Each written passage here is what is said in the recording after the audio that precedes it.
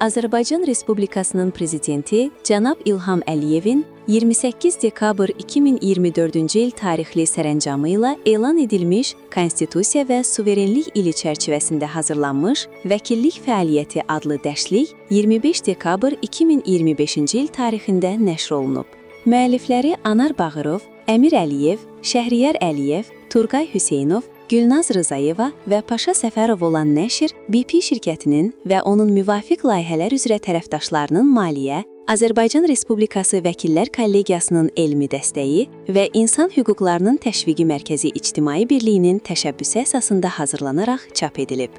Mərasimdə Milli Məclisin deputatı, Hüquq Siyasəti və Dövlət Quruculuğu Komitəsinin sədri Əli Hüseynli, Milli Məclisin deputatı, İnsan Hüquqları Komitəsinin sədri, Sosial Tədqiqatlar Mərkəzinin İdarə Heyətinin rəhbəri Zahid Oruc, Dövlət Gömrük Komitəsinin Akademiyasının rəisi Qulu Novruzov, Baş Prokurorluğun Elm Tədris Mərkəzinin rəisi Fazil Həsənəliyev,